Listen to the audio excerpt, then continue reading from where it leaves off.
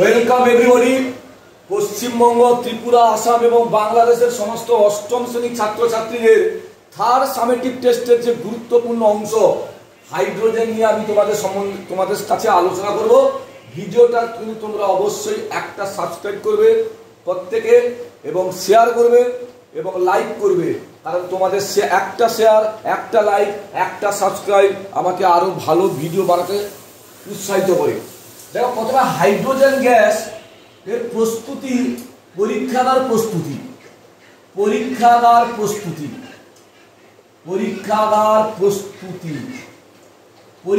প্রস্তুতির প্রয়োজনীয় রাসায়নিক দ্রব্য কি? প্রয়োজনীয় রাসায়নিক দ্রব্য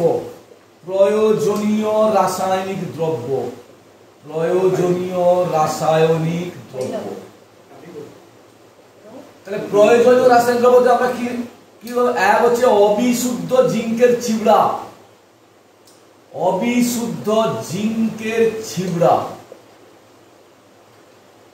দুই হচ্ছে লঘু সালফিউরিক অ্যাসিড। এইটা আছে প্রয়োজনীয় রাসায়নিক দ্রব্য। নীতি কি না, সাধারণ উষ্ণতায় অবিশুদ্ধ জিঙ্কের ছিবড়ার সঙ্গে লঘু সালফিউরিক অ্যাসিডের বিক্রিয়ায় হাইড্রোজেন গ্যাস উৎপন্ন হয়।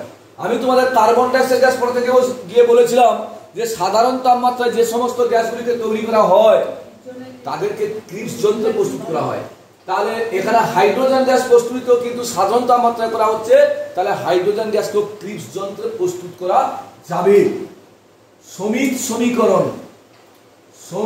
সমীকরণ Zn যুক্ত H2SO4 সমান ZnSO4 যুক্ত H2। এই পরীক্ষাগার এই প্রস্তুতি আমাদের কতগুলো প্রশ্নের জন্ম দেয়। প্রথম কোশ্চেন আমি কি ব্যবহার করেছি? লঘু সালফিউরিক অ্যাসিড ব্যবহার করেছি। কোশ্চেন হচ্ছে কেন গাঢ় সালফিউরিক অ্যাসিড ব্যবহার করা যাবে না?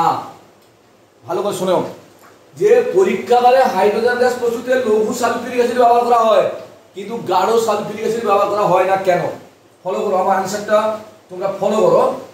জিঙ্কের সাথে গাঢ় সালফিউরিক অ্যাসিডের বিক্রিয়ায় হাইড্রোজেন গ্যাস উৎপন্ন হয় বটে।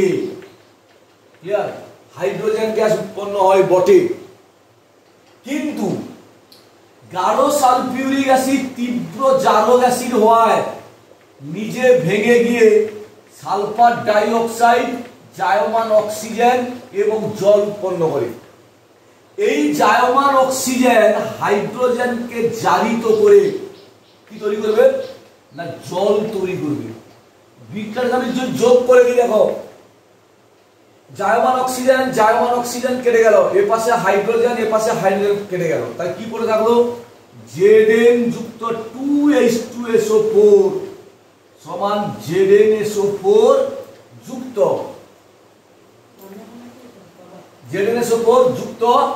কি হলো?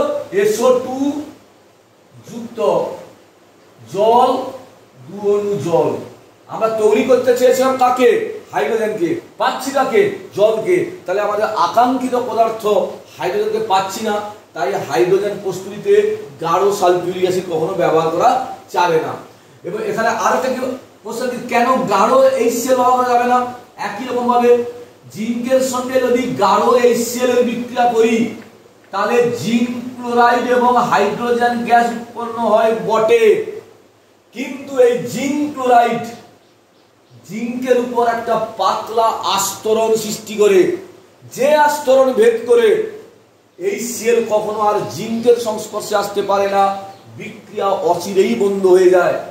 যার জন্য আমরা বলছি যে হাইড্রোজেন গ্যাস প্রস্তুতিতে যেমন গাঢ় সালফিউরিক অ্যাসিড ব্যবহার করা যাবে না, তেমনি গাঢ় HCl ব্যবহার করা যাবে না। আবার গাঢ় নাইট্রিক অ্যাসিড ব্যবহার করা যাবে না। কেন গাঢ় নাইট্রিক অ্যাসিড ব্যবহার করা যাবে না? না, জিঙ্কের সাথে গাঢ় নাইট্রিক অ্যাসিডের বিক্রিয়ায় হাইড্রোজেন গ্যাস উৎপন্ন হয় বটে, জিঙ্ক নাইট্রেট এবং হাইড্রোজেন উৎপন্ন হয় বটে, কিন্তু গাঢ় H2SO4, গাঢ় HNO3 ভেঙে কি উৎপন্ন করে? নাইট্রোজেন ডাইঅক্সাইড, জায়মান অক্সিজেন এবং জল তৈরি করে।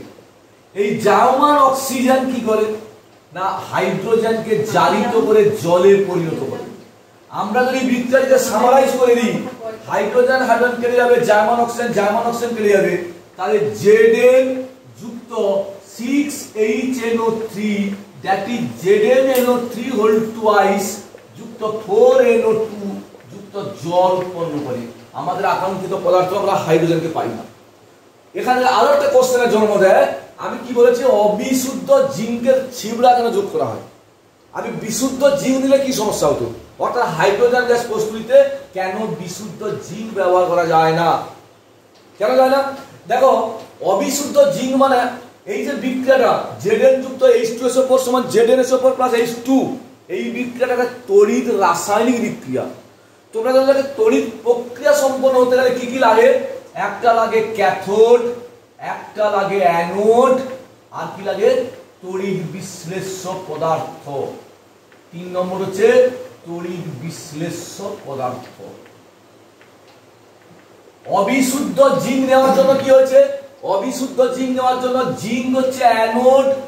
অবিশুদ্ধ মানে কি? তার সঙ্গে কিছু অশুদ্ধি মিশে আছে। অশুদ্ধি হলো ক্যাথোড, আর তড়িৎ বিশ্লেষ্য পদার্থ কে?